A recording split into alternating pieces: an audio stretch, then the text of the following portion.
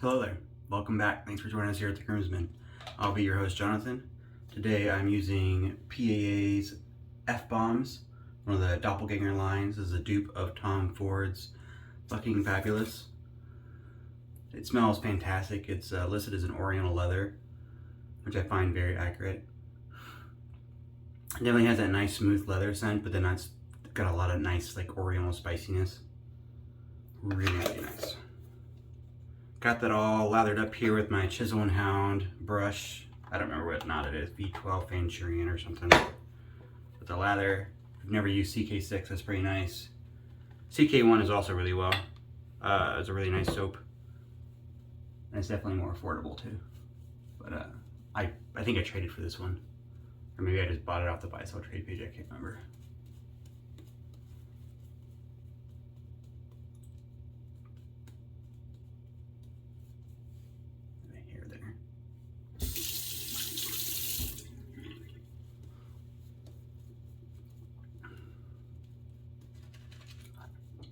So it's been a pretty nice start to the week.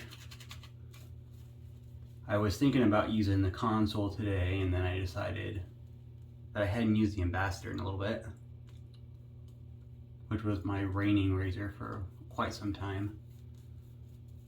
And now the console and the Ambassador kind of duking it out.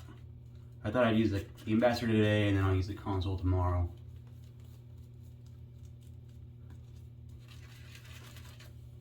I really do like this brush. Just painting a little bit of water in there, it's a little bit thick.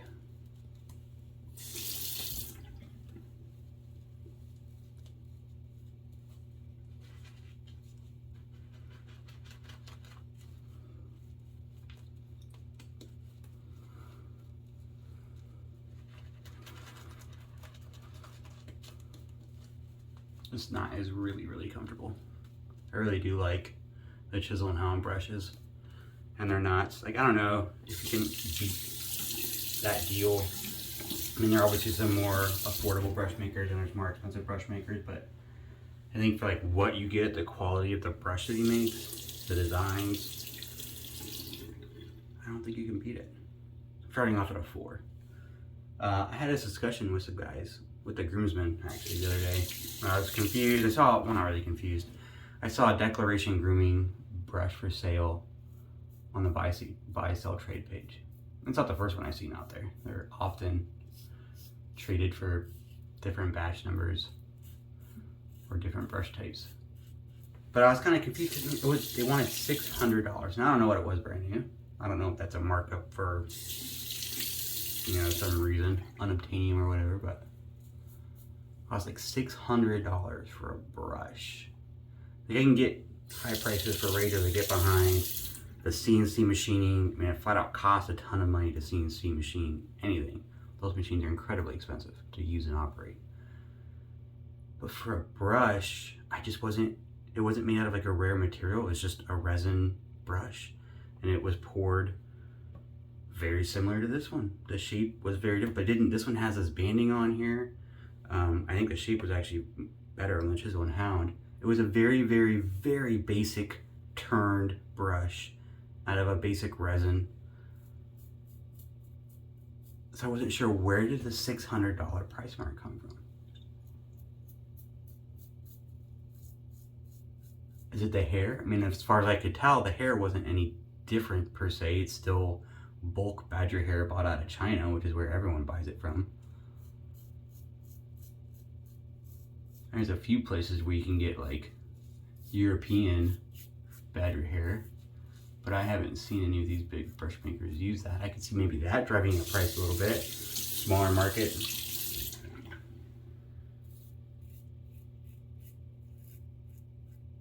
Less easily attainable. But as far as I could tell, that wasn't the case. So if anyone is out there who's used a Declaration Grooming brush, I would love to be cued in on what drives those prices. Are the knots that much better? Are the brushes, am I missing something about the brush handles? I just couldn't find anything that really other than the name, Declaration Grooming, like just looking at brushes standing side by side, I couldn't see anything that made that brush stand out in any way. So I was kind of confused about the price.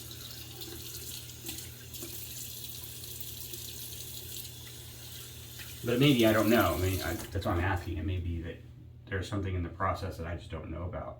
I remember when I first got into wet shaving and I first started seeing, you know, my concept of razors was a $15 Vanderhagen and some vintage collectible ones, you know, you find at the antique store. When I first started seeing stainless steel artisan razors out there and how much some of them cost, I'm like, $200 for a razor, $500 for a razor, like what the heck? But then I started kind of deep diving into the process of making razors and what kind of drives the cost. And there's obviously profit margins, and some have higher profit margins than others.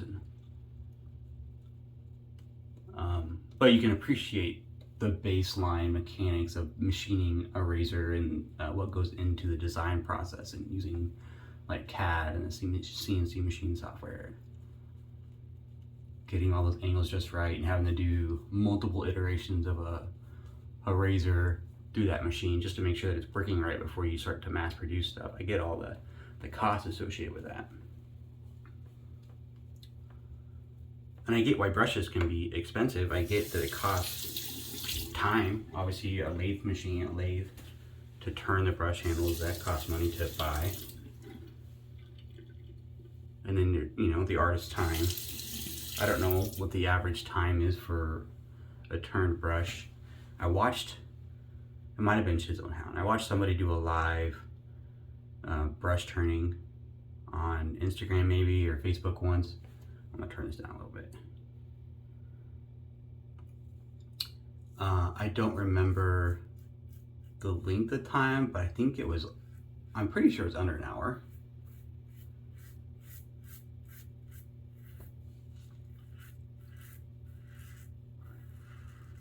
But I'm not sure if it was like half an hour or if it was a full hour. I don't remember. So I get that there's man hour, there's cost, skill. All those things kind of equate in the price. And that's for the handle, then you gotta tie, you know, or you gotta add on the cost of the knot.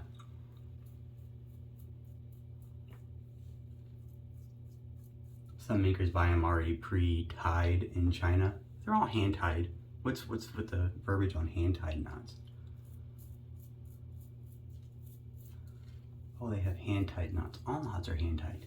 Is there, as far as I know, there's not like a machine in China where it all like ties together. It's either hand tied there or it's hand tied here. I get where you might appreciate that the difference in the tying, the density of the knots and all that stuff can change. They're tying Dorco knots here and they change some characteristics of the shape. The fan knot became pretty popular, which is funny kind of looking at it, where you can see that the fan knot kind of came out of an ease of creation use. Instead of having to form that bulb shape and then trim the bottom of the hair so that it was level for the glue knot, they did the opposite. They just made the top flat and then trimmed the bottom. So it made it a lot easier to make and tie a fan knot than it is to tie a bulb knot or a European bulb knot, which is even more bulb shaped. But they're all hand tied. But I can appreciate how every person, you know, Turn and Shave or Chisel and Hound or whoever, Declaration Grooming, might have a different procedure for hand tying their knots. You know, they might use a different percentage of hair, or their shape is a little bit different, and all that can affect some characteristics of the knot, you know, how it feels in your face, lather pass through, or not.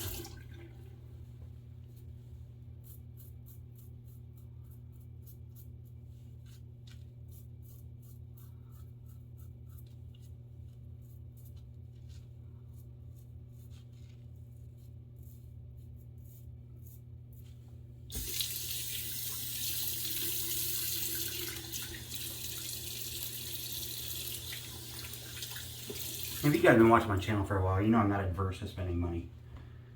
When I really want something, I'll go sell stuff and sell part of the den off or do whatever and go out and get a console or whatever, a rock nail. So I'm not opposed to the idea of a really expensive brush. I'm just trying to figure out why. What's driving that cost up? And I don't think it's like scarcity. Like I get, like Wolfman drives their costs up because they do this kind of artificial scarcity thing. He doesn't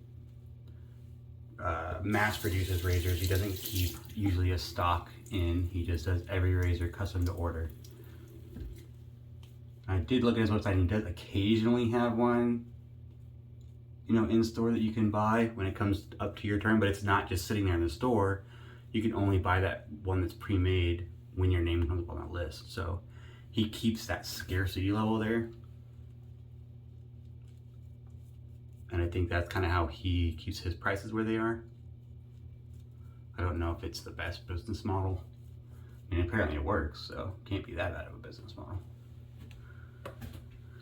So I don't know if that plays a part in declaration of grooming. I don't know how big their drops are, or how many they produce at a time, or if they only do, I mean, that could be a factor, I guess, if they only do one drop a quarter or something like that, so there's not the continual supply. Where are we at? 2? We end at 1.5. I like to dial this one down as I go.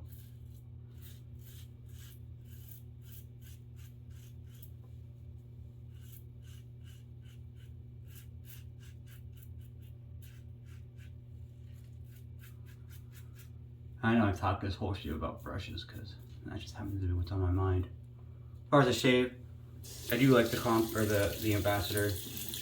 It's very efficient. It is still probably the most efficient razor I have. I'm just gonna say it's the most efficient razor I have. I get the closest, longest lasting shave over anything else I've ever used.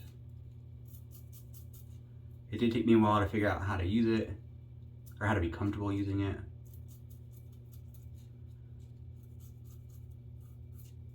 I generally don't like to use it back to back, like 2 days in a row. If I do, I risk getting some razor burn just because of how efficient it is. And that's just, I think, mostly due to my face type. And there's other people that do it. Like Fayez will run it on 6 every day forever and have no issue. I usually don't go above 4.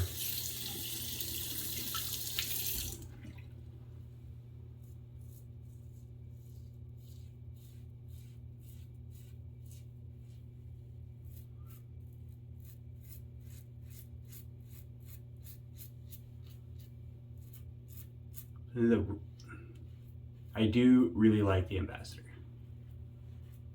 I do really appreciate everything that went into this razor and how efficient it is while still maintaining a degree of comfort.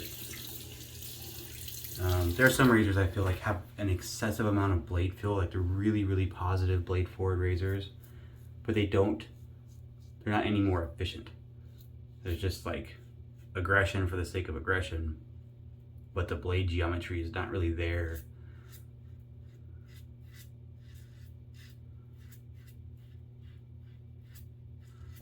It doesn't lead to a very close shave. You're just like really, really scrapey, aggressive, positive blade exposure for kind of nothing. Wouldn't like that. And that's not the case on this one. It is positive blade exposure. It does have blade feel, but you can tell that it's working.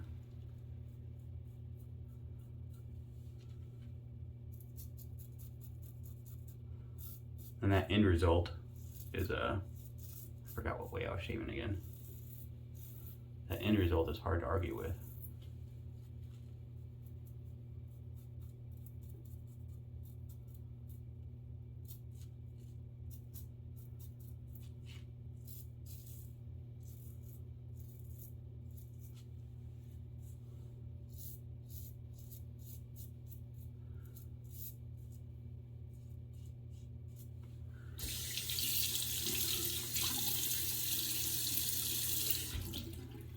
Now that being said,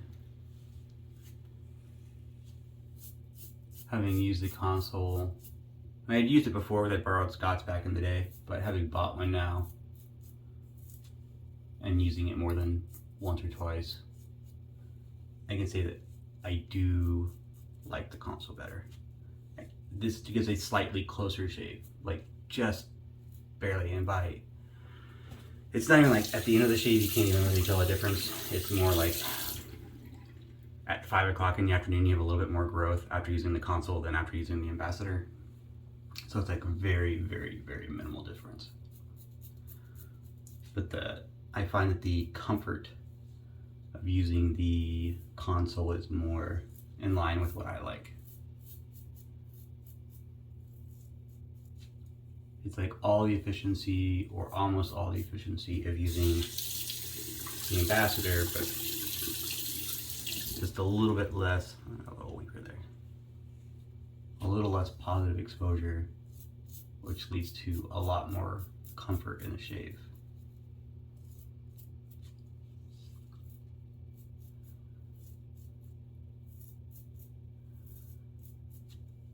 I will say the knurling on the console is unbeatable. I really like the handle on the console, but admittedly, this is much more secure.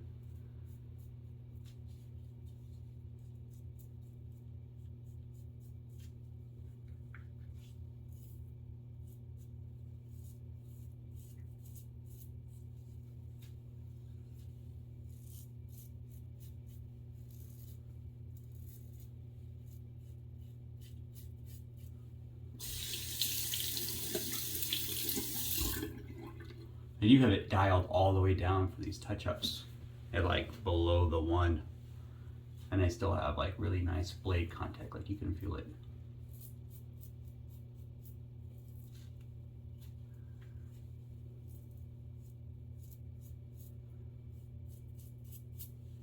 And I just did it because I found for me it's a little easier to do the pickups on that really low setting, and not have to worry as much about razor burn as I would if I was on a higher setting trying to.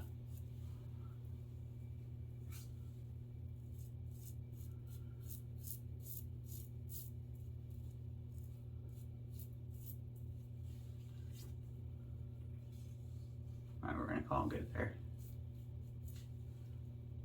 A little weeper there. Alright, I'm gonna do a quick cold water rinse and then I'll be right back. Alright, I'm back. Thanks for sticking with me. Gonna use a matching splash, the F-bombs there. That's one of the older ones that doesn't have the flow inhibitor on there. A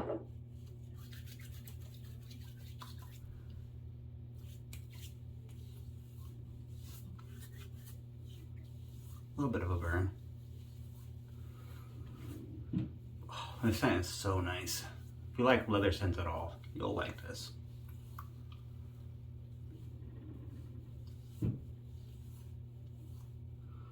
It's so good. I have said in the past that I really like Tom Ford fragrances, and I hadn't found one that I didn't like.